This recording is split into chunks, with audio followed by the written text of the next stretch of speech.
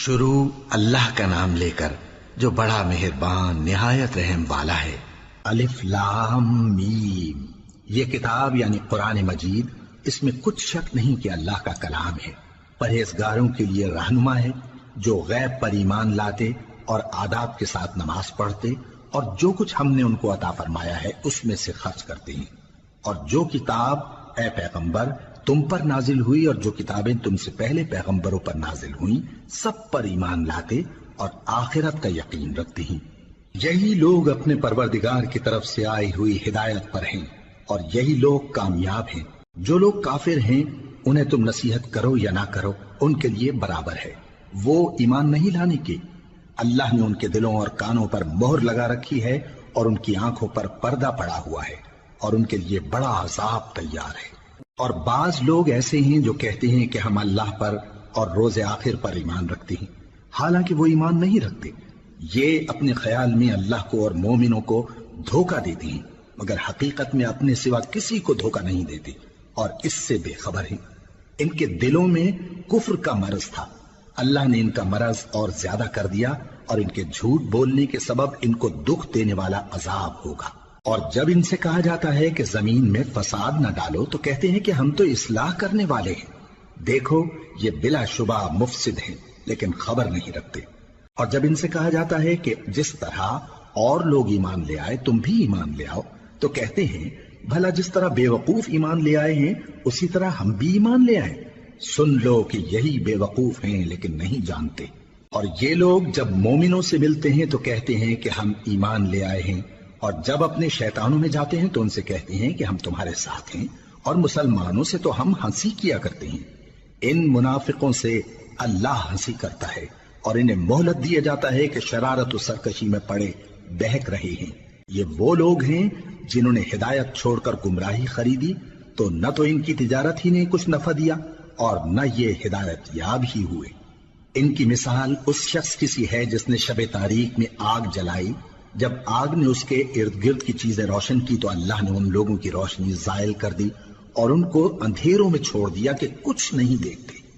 یہ بہرے ہیں، گونگے ہیں، اندھے ہیں کہ کسی طرح سیدھے رستے کی طرف لوٹ ہی نہیں سکتے۔ یا ان کی مثال میں کسی ہے کہ آسمان سے برس رہا ہو اور اس میں اندھیرے پر اندھیرا چھا رہا ہو اور بادل گرج رہا ہو اور بجلی کوند رہی ہو تو یہ کڑک سے ڈر کر موت کے خوف سے کانوں میں انگلیاں دے لے۔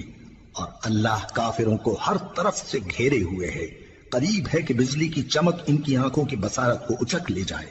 جب بجلی چمکتی اور ان پر روشنی ڈالتی ہے تو اس میں چل پڑتے ہیں، اور جب اندھیرا ہو جاتا ہے تو کھڑے کے کھڑے رہ جاتے ہیں۔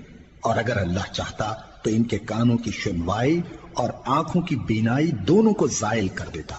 بلا شبہ اللہ ہر چیز پر قادر ہے۔ لوگوں اپنے پروردگار کی عبادت کرو جس نے تم کو اور تم سے پہلے لوگوں کو پیدا کیا تاکہ تم اس کے عذاب سے بچو، جس نے تمہارے لیے زمین کو بچھونا اور آسمان کو چھت بنایا اور آسمان سے مے برسا کر تمہارے کھانے کے لیے انواع و اقسام کے میوے پیدا کیے۔ بس کسی کو اللہ کا ہمسر نہ بناؤ اور تم جانتے تو ہو۔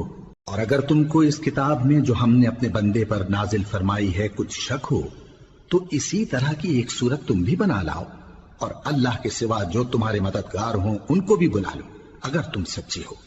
پھر اگر ایسا نہ کر سکو اور ہرگز نہیں کر سکو گے تو اس آگ سے ڈرو جس کا ایندھن آدمی اور پتھر ہوں گے اور جو کافروں کے لیے تیار کی گئی ہے۔ اور جو لوگ ایمان لائے اور نیک عمل کرتے رہے ان کو خوشخبری سنا دو کہ ان کے لیے نعمت کے باغ ہیں جن کے نیچے نہریں بہہ رہی ہیں۔ جب انہیں ان میں سے کسی قسم کا میوہ کھانے کو دیا جائے گا تو کہیں گے یہ تو وہی ہے جو ہم کو پہلے دیا گیا تھا، اور ان کو ایک دوسرے کے ہم شکل میوے دیے جائیں گے اور وہاں ان کے لیے پاک بیویاں ہوں گی اور وہ بہشتوں میں ہمیشہ رہیں گے۔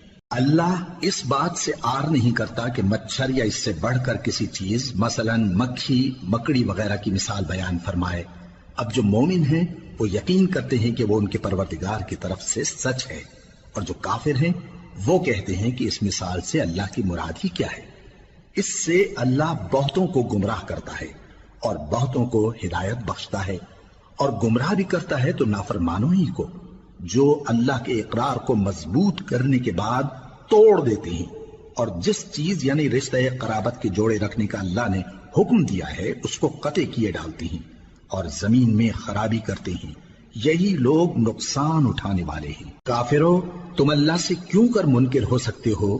جس حال میں کہ تم بے جان تھے تو اس نے تم کو جان بخشی، پھر وہی تم کو مارتا ہے، پھر وہی تم کو زندہ کرے گا، پھر تم اسی کی طرف لوٹائے جاؤ گے۔ وہی تو ہے جس نے سب چیزیں جو زمین میں ہیں تمہارے لیے پیدا کی، پھر آسمانوں کی طرف متوجہ ہوا تو ان کو ٹھیک ٹھیک 7 آسمان بنا دیا، اور وہ ہر چیز سے خبردار ہے۔ اور وہ وقت یاد کرنے کے قابل ہے جب تمہارے پروردگار نے فرشتوں سے فرمایا کہ میں زمین میں اپنا نائب بنانے والا ہوں۔ انہوں نے کہا، کیا تو اس میں ایسے شخص کو نائب بنانا چاہتا ہے جو خرابیاں کرے اور کچھ تو خون کرتا پھرے؟ اور ہم تیری تعریف کے ساتھ تسبیح و تقدیس کرتے رہتے ہیں۔ فرمایا، میں وہ باتیں جانتا ہوں جو تم نہیں جانتے۔ اور اس نے آدم کو سب چیزوں کے نام سکھائے، پھر ان کو فرشتوں کے سامنے کیا اور فرمایا کہ اگر سچے ہو تو مجھے ان کے نام بتاؤ۔ انہوں نے کہا، تو پاک ہے، جتنا علم تو نے ہمیں بخشا ہے اس کے سوا ہمیں کچھ معلوم نہیں، بے شک تو دانا ہے، حکمت والا ہے۔ تب اللہ نے آدم کو حکم دیا کہ آدم، تم ان کو ان چیزوں کے نام بتاؤ۔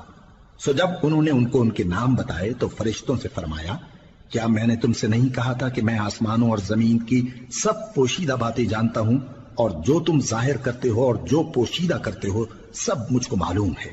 اور جب ہم نے فرشتوں کو حکم دیا کہ آدم کے آگے سجدہ کرو تو وہ سب سجدے میں گر پڑے مگر شیطان نے انکار کیا اور غرور میں آ کر کافر بن گیا۔